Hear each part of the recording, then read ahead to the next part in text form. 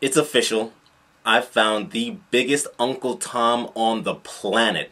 And he goes by the name of Kamau Bakari. And he is running for Congress in the state of Nevada in the 1st District. And in his very first political campaign ad, he has recruited a very famous racist indeed by the name of Cliven Bundy. You might remember him as the guy that had the standoff with the U.S. Army when he refused to make his cattle not graze on government land. Well, you might say it's hyperbole that I'm saying that, you know, this guy, Mr. Bakari, is the biggest Uncle Tom on the planet. Well, take a look at this video and you tell me if you disagree. In things racial, we have always been, and we, I believe, continue to be, in too many ways, essentially a nation of cowards.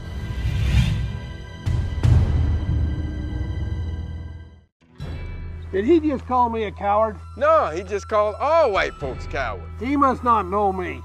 You mean if somebody called you a racist, you wouldn't drop your head and be all scared and sad and run around here apologizing like them billionaire ball team owners did a little while ago? No, I wouldn't, and I'm sick and tired of people that act like that.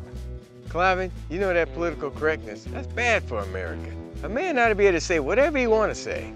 That's exactly right. I know black folks have had a hard time with slavery, and you know, the government was in on it, and the government's in on it again. I've worked my whole life without mistreating anybody. A man ought to be able to express himself without being called names. I hear you, Cliven, and I believe you. A brave white man like you might be just what we need to put an end to this political correctness stuff in America today. Don't sell yourself short. You're taking a chance just being in my company. I know. I'm as sick as you are. I feel shame when I hear black folks whining about white folks this, white folks that, always begging. It's almost like black folks think white folks owe them something. I know, I got an idea. Let's call Eric Holder out. What do you mean? Tell him you're a white man that's not scared to talk to him about race, and you know a black man that'll stand with you. I like that idea. Mr. Eric Holder, this is one white man that's not scared to talk about race. I dare you to come to Las Vegas and talk to us. And don't give us that you too busy stuff. You wasn't too busy to go to Ferguson, Missouri. My name's Kamau Bakari, and I'm running for Congress, District 1, and I want your vote. I'm not on the blue team, and I'm not on the red team. I'm on the independent American team. I want to talk about race and freedom. So Eric Holder, when you come to town, let me know, and bring Dina Titus with you. She's got a lot to answer for. I'm Kamau Bakari, and I approve this message. First off, Eric Holder would destroy the both of you guys in a debate. It wouldn't be pretty. It wouldn't be pretty. That would be a disaster. For them to try to think that they can intellectually step on the same stage as Eric Holder, no, you missed it. Plus, Mr. Bundy, you've already had your chance about talking about race. Remember when you said that black people were better off as slaves picking cotton? Oh, if you don't watch this video. The Negro. I want to tell you one more thing I know about the Negro.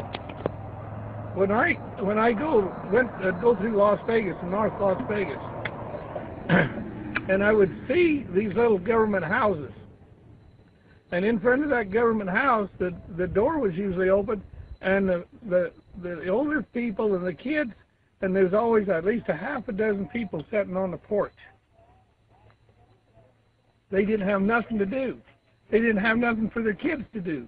They didn't have nothing for their young girls to do. And because they were basically on government subsidy, and so now what do? They abort their young children. They put their young men in jail because they never learned how to pick cotton. And I've often wondered, are they better off as slaves picking cotton, having family life and doing things, or are they better off under government subsidy? Transfer. They just transferred it, that's all. Yeah, they didn't get no more freedom. They got less freedom. They had less family alive, and their happiness, you can see in their faces, they weren't happy sitting on that concrete sidewalk. Down there, they were probably growing their turnips. So that's all government. That's not freedom.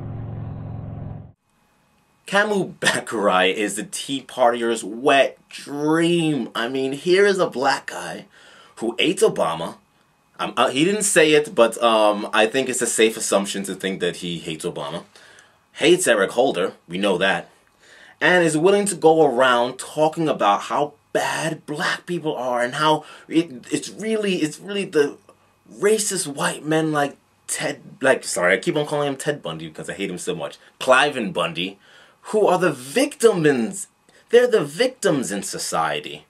Not black people. No, no, no, no, no. And here it comes in the message with a black man to make it. I mean, these guys love him. They will love him. I actually think that he is one to watch out for. I think I found one of his lost scenes from from his campaign video. Have a watch.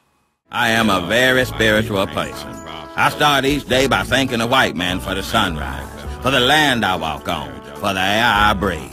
I also apologize for niggas, but Lord knows they ain't gonna apologize for themselves. Yes, he is the real-life Uncle Ruckus. I can't even go back and say that he's the biggest Uncle Tom. I mean, he passes the category by far. But no, he's beyond an Uncle Tom. He's an Uncle Ruckus.